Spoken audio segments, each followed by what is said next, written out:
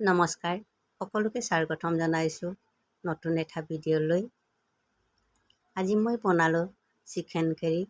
তাকে কেনেকৈনো বনালোঁ তাকে আপোনালোকৰ ওচৰত শ্বেয়াৰ কৰিছোঁ। নহ'লে বলকচোন দেৰি নকৰি ভিডিঅ'ৰ মাজলৈ যাওঁ।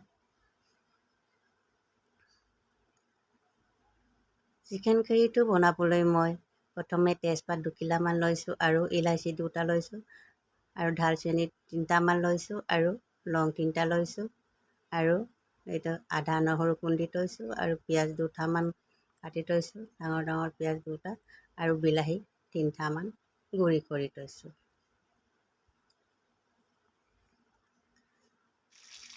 প্ৰথমে মই গেছত কেৰাহীখন বহালোঁ আৰু তেল দিছোঁ আৰু গোটা মছলাবিলাক দি দিছোঁ।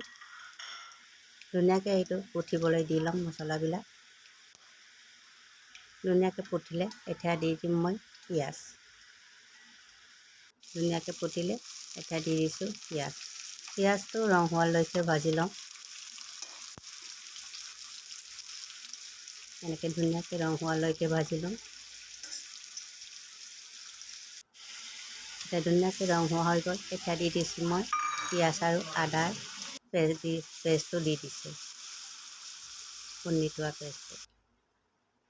এতিয়া দি দিম মই মছলা। দিছোঁ জিৰা গুড়ি 1 চামুচ আৰু ধনিয়া গুড়ি দিছোঁ 1 চামুচ। সৰু চামুচত দিছোঁ আৰু মই আগতে মাংসটো মছলা দি ধুনীয়াকৈ পেষ্ট বনাই থৈছোঁ, এইকাৰণে এতিয়া কমকৈ দিছোঁ। আৰু শুকান জলকীয়া দিছোঁ 1 চামুচ আৰু নিমখ মই এই চব্জিত দিয়া নাই, কেলৈ মাংসত মই নিমখ দিয়া আছে, এইকাৰণে এতিয়া নিমখ দিয়া নাই। এতিয়া ধুনীয়াকৈ এইটো ভাজি ল'ম। তেল ভাপটো অহালৈকে ধুনীয়াকৈ আহি গ'ল। এতিয়া দি দিছোঁ মই খুন্দি থোৱা বিলাহীটো দি ধুনীয়াকৈ এতিয়া ভাজি লওঁ। সেইখিনি তেল ভাপটো অহালৈকে ভাজি লওঁ। এতিয়া ধুনীয়াকৈ তেল ভাপটো উঠি আহিলে এতিয়া মই ইয়াতে গৰম পানী দি দিছোঁ। গৰম পানী দি ধুনীয়াকৈ এইটো শুকাবলৈ দি ল'ম।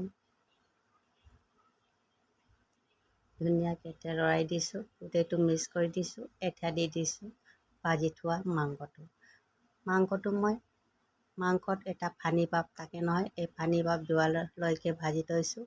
এনেকৈ এতিয়া ভাজি পিনি দি দিছোঁ মাংসটো। দি এতিয়া ধুনীয়াকৈ লৰাই পিনি 20 মিনিটৰ কাৰণে মই উতলিবলৈ দিম। এয়া ধুনীয়াকৈ মিলাই লৈছোঁ আৰু এতিয়া 20 মিনিটৰ কাৰণে মই উতলিবলৈ দিম।